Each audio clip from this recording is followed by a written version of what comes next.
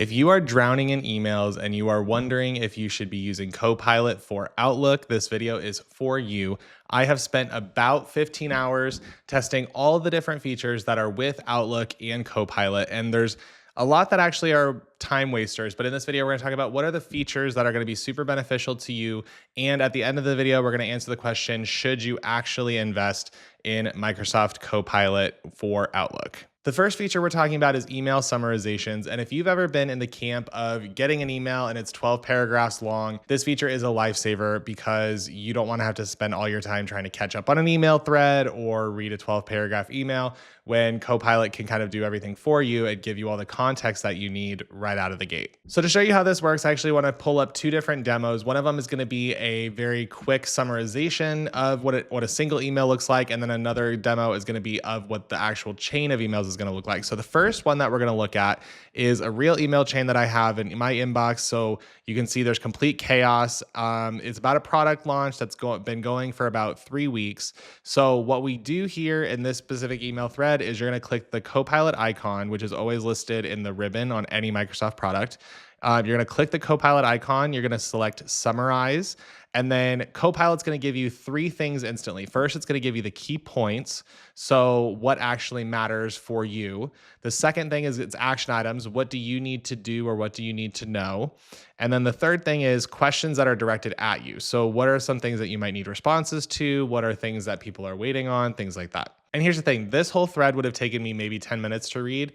But if you can click Copilot summarization, it summarizes it within 3 seconds. It's actually pretty incredible. Okay, so let's look at the second demo. So the second demo we're looking at is, in my opinion, an even better use case. So it's a project that I was added on midstream. There's a lot of emails over a period of, let's say, 6 weeks, and I need to get caught up fast. So again, I'm going to click the Copilot icon. I'm going to hit Summarize Conversation, and then it's going to give me the project timeline. So what's happened so far. It's giving me the current status. So where are things standing, what my role is, what I'm responsible for, kind of like the action items, and the next deadline, what is upcoming for those specific deadlines. And this is the difference between looking clueless or looking like you actually have all of your stuff figured out. And if you're actually able to engage when people are saying, hey, there's this question or there's this comment, a lot of times what I've done in the past, and I'm not proud to admit this, is I just kind of let the email go and I kind of let them stack up. And then if somebody needs something, they'll say, hey, Ben, can you weigh in on this?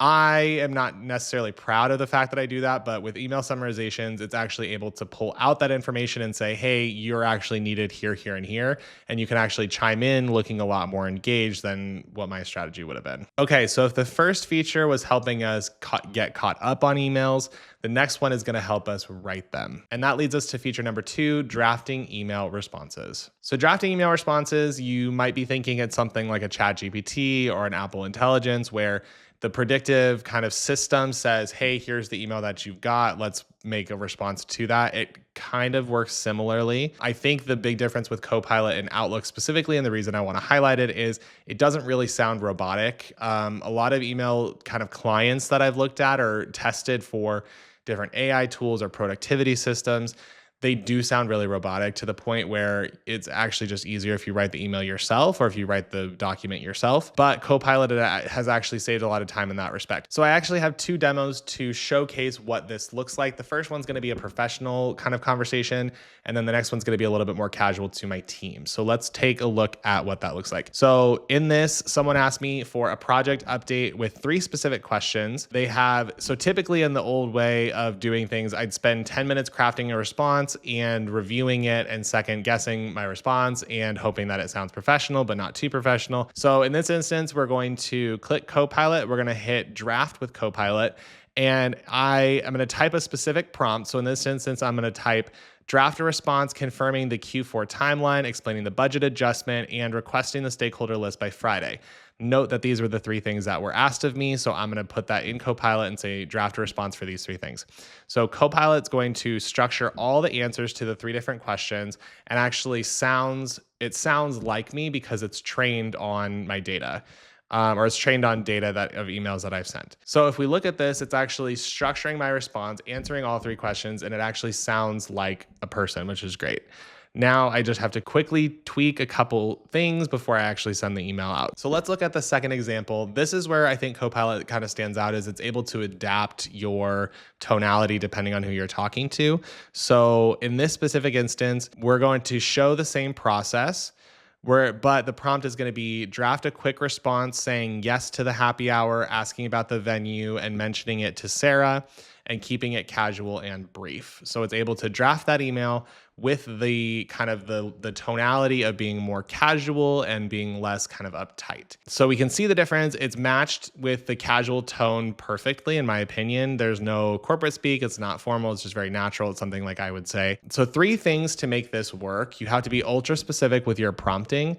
And that's just to give kind of Copilot an idea of what you want it to sound like, what you want the tone to be, and what specific questions you want answered. Second, you always want to say what kind of tone you're going for, or what kind of approach you want it to take. And third, you want to make sure you add your personal touches. Like all AI generative stuff, it never sounds perfect out of the box. So if you're able to actually make it sound more personal, make it sound more human, you're going to be in a really good spot. Okay, so you can read faster, you can write faster, but what about preparing for meetings? So let's look at the third feature, which is prepping meetings based on emails. So if you've ever joined a meeting not really prepared, or you're kind of in a meeting going through all your emails trying to find the latest decision points or the latest questions that people have, this tool or this feature is going to be really beneficial for you. So I have a real world example of what this looks like. We have a meeting in 10 minutes and I have a product launch that we're preparing for. It's been weeks of emails back and forth, and I could go through and get all of the latest information from what everyone said,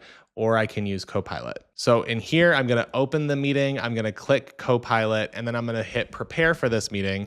And Copilot is going to pull from all the different related emails. It's going to give me meeting context, what we have discussed so far. It's going to give me key decisions that have been made. It's going to give me the open items. What are the things that we need to resolve? Relevant attachments, so documents that we might need, as well as attendee context, who's involved and what are their roles. So what we can do is copy the information from this, be able to paste it somewhere so I have that as a reference point during the meetings. And then obviously while we're in the meeting, Copilot can record all of the stuff that's said, all of the action items, things like that. So the next feature is a little more subtler, but it does help you be a better communicator. And that is smart email coaching. If you've ever used a tool like Grammarly, it actually kind of functions the same way, where as you're writing, it functions as an editor, kind of giving you hints, giving you tools to be able to better write your email to make sure that your point is coming across clearly and that you're communicating the most efficient way possible. So let's look at what this actually looks like in practice. So I'm going to write something pretty unclear. So I'm going to write something like, we need to discuss the project timeline because there are some issues with the deliverables, and I think we should probably meet to talk about the budget situation and also the stakeholder concerns.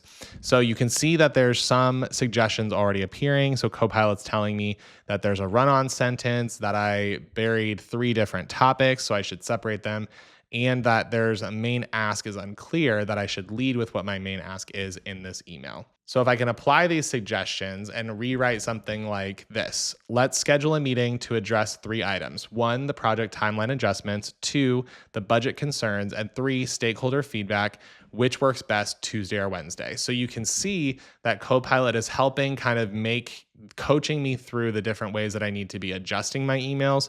And then actually I can draft something newer and help it become way clearer. And the last feature I want to talk about is priority inbox intelligence. This is one of those tools that you don't really know that you need until you start using it, and all of a sudden you can't live without it. It takes emails that are going to be important or that it thinks that are important, puts them to the top and says, respond to these first or look at these first because they're the most timely. So if we look at it from a demo, you can see I open my inbox and I have priority markers. So what happens is Copilot's actually learning which emails matter and it surfaces those first. It's not about sorting it by sender, although it does weight that to some degree. It's understanding the context. So it can see how it flagged this email from a colleague as an example, because it's mentioned that I'm a project that I'm working on.